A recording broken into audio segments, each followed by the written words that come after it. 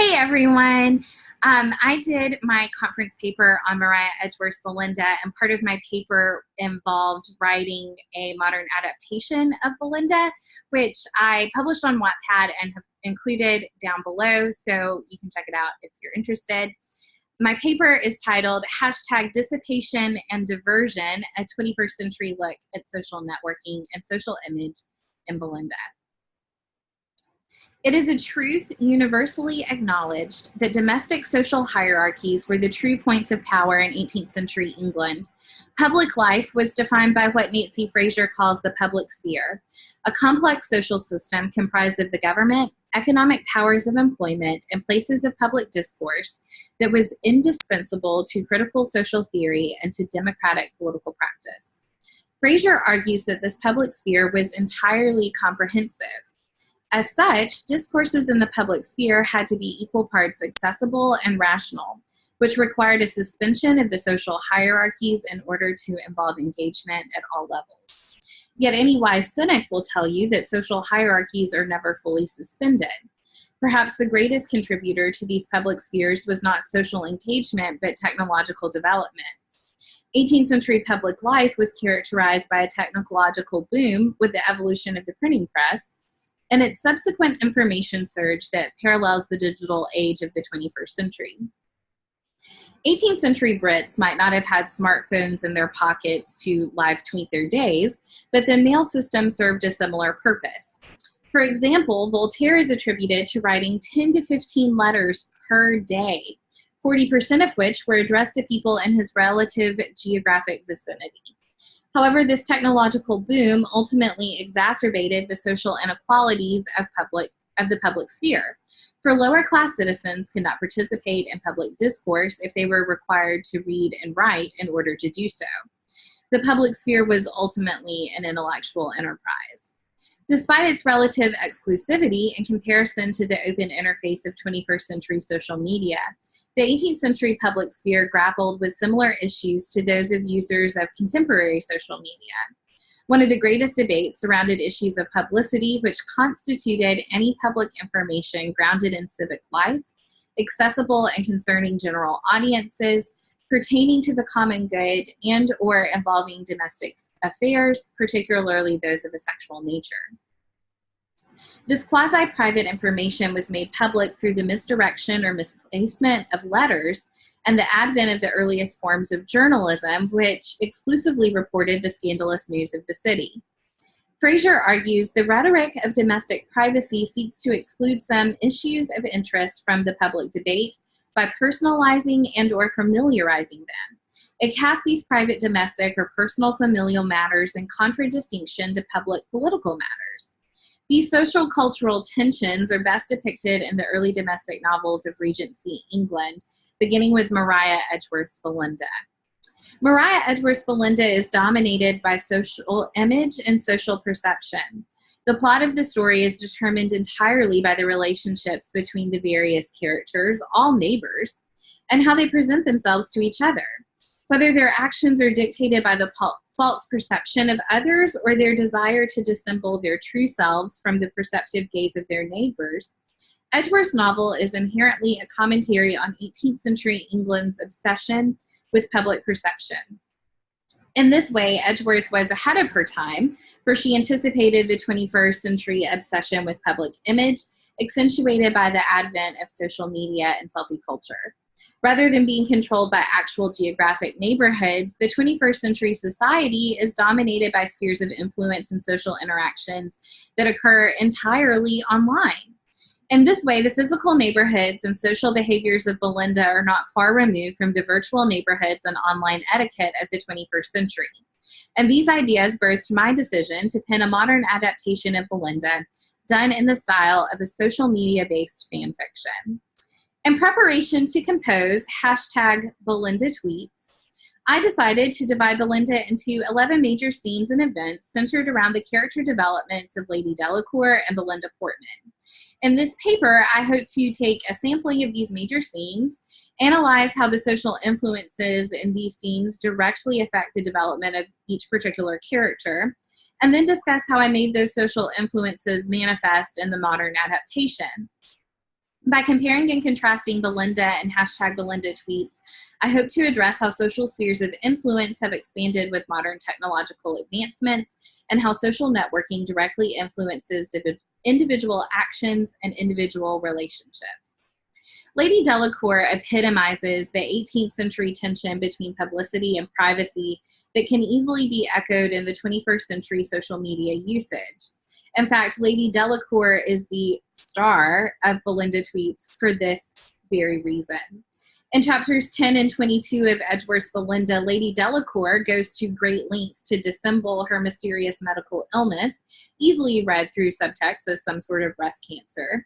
This mysterious illness is exacerbated by a mental illness that readers later find out is caused by her opiate dependence. In chapter 10, Lady Delacour willingly puts Belinda's reputation at risk by implying to an enraged and jealous Lord Delacour that she's hiding Belinda's lover in a mysterious closet that she refuses to open. This prompts Lady Delacour's attending physician, Dr. X, to disdainfully remark, and is it possible that any woman should be so meanly selfish as thus to expose the reputation of her friend merely to preserve her own vanity from mortification? Lady Delacour is nothing if not self-absorbed. Lady Delacour's self-absorption with her illness reaches a fever pitch in chapter 22 when she approaches her impending mastectomy and her presumed death. It is ironic that the ghost Lady Delacour insists she sees in her garden is actually the form of her former friend and now sworn enemy, Harriet Freke, who caused Lady Delacour's accident that resulted in her cancer in the first place. Yet Lady Delacour's successful treatment furthers her character transformation. Thus, Lady Delacour is able to declare to her husband at the end of the chapter, "Even brutes are won by kindness," implying that Lady Delacour has been won over by the kindness of her husband and Belinda Portman's disinterested care. In hashtag Belinda tweets, these scenes are parodied in Medical Mishaps and The Cowardly Tempe, in which the self-absorbed and selfie-obsessed Temperance Cassandra Hollingsworth Delacour, aka Tempe, live tweets her medical treatment while simultaneously furtively texting her friends to maintain her medical privacy. In Medical Mishaps, Clarence Hervey and Missy Lethbridge's tweets about Tempe's accident provide a stark contrast between Tempe's attention-seeking methods that caused her accident in the first place and Belinda's tweet that opens the chapter with her declaration, "If living with one of the most celebrated socialites and party animals has taught me anything, it's that I was born to stay home and read a book." This is a direct parody on Belinda's statement in chapter 10. "It is singular that my having spent a winter with one of the most dissipated women in England should have sobered my mind so completely," and forms the basis for the choice of T.C.H. Delacour's ironic appellation, Temperance, in hashtag Belinda tweets. However, Clarence and Missy Lethbridge's willingness to voice Tempe's medical mishaps is in sharp contrast to Tempe's own desire to dissemble the truth, even from Dr. X. This leads to a reiteration of the aforementioned scene when the mysterious closet in Edgeworth's novel. In The Cowardly Tempe, some of the privacy issues that plagued the 18th century and now plague 21st century social media users comes to light.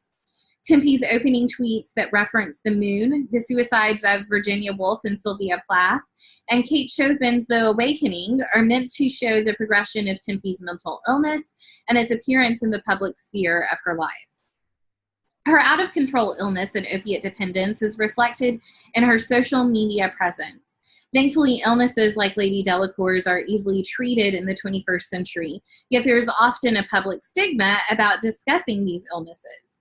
Removing her privacy and being open about her illness on social media becomes for Tempe a sign of bravery and a transformation of character that allows her to think about herself as a person worthy of love and salvation, rather than as a failure as a wife and a mother, doomed to die. Tempe tweets, "Thank you at Honest Bee and my sweet Helena for encouraging me to be brave and tell my story despite the efforts of at Mrs. L and at Freaky Freak to keep it quiet. I know who my true friends are." Tempe later posts a picture on Instagram of her husband and daughter with the caption, "Even brutes are won by kindness," a direct quote from the chapter in Edgeworth's novel. If Lady Delacour is all self-absorption, Belinda Portman is all integrity and kindness. Belinda's character is challenged at the start of the novel when she is unintentionally participant in a conversation between Sir Philip Baddely and Clarence Hervey that degrades her aunt for being a gold-digging matchmaker and Belinda for being a product of her aunt's marital preparatory school. Most hurtful to Belinda is Clarence's assertion, "Do you think I don't see as plainly as any of you that Belinda Portman's a composition of art and affectation?" This is a total affront to Belinda's integrity, which is the central aspect of her character that she fights to retain throughout the book. Although Clarence is later redeemed, it is only the first of several attacks on Belinda's integrity. The next affront occurs in chapter 15 when Belinda receives a letter from her matchmaking aunt degrading her from turning down a marriage proposal from Sir Philip and for rumors circulating that Belinda is having an affair with Lord Delacour. When Lady Delacour finds the letter, she succumbs to blinding jealousy over the presumed affair, although the accusations are totally unfounded. Lady Delacour's response is, in part, a reflection of her mood swings due to her medication. Edgeworth writes, "Belinda's blood ran cold. She had no longer any doubt that this was insanity." This influences Belinda's gracious response, "Yes, call me perfidious, treacherous, stamp at me, say, do what you will. I can and will bear it all patiently. For I am innocent and you are mistaken and unhappy. You will love me when you return to your senses, then how can I be angry with you?" This drama is carried out 5 more chapters before Belinda and Lady Delacour are happily reconciled. But this has more to do with Lady Delacour's response to her own illness and her determination to transform her life. In #Belinda Tweets, these attacks on Belinda's integrity were made public through the use of social media. In the opening chapter, Halloween Heartbreak, Clarence's attack on Belinda was easily parodied in reply to a tweet from Phil Baddely calling Belinda a gold digger. Clarence responds, "We all know Belinda is equal parts affected and artful. Have you seen the comic news tonight? More like slutty news. #you don't need a mask." Here, Edgeworth's situational irony, in which Belinda's costume is mistaken for that of Lady Delacour's, is rewritten on a virtual plane, making Belinda's embarrassment all that more public.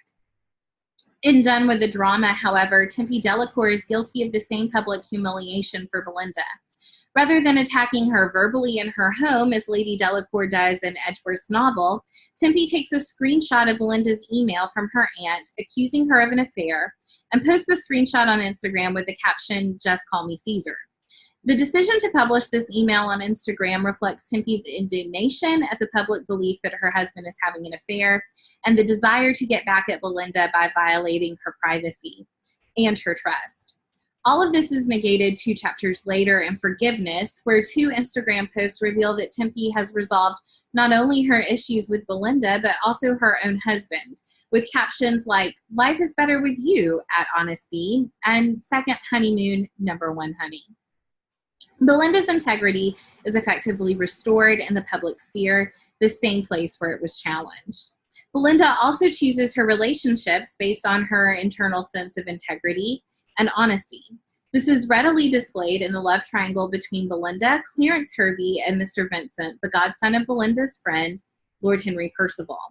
Belinda seeks the advice of Lady Delacour and Lord Percival's wife, Lady Anne, but she only lets their opinions influence her decisions if those opinions reflect her own internal sense of integrity.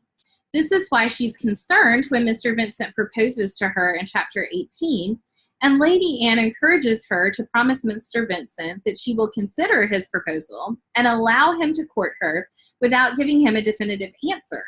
Belinda is worried that she will be exposed to ridicule for responding this way, but Lady Anne replies, "We must not expect always to avoid censure. All we can do is never deserve it, and it would be absurd to enslave ourselves to the opinion of the idle and ignorant."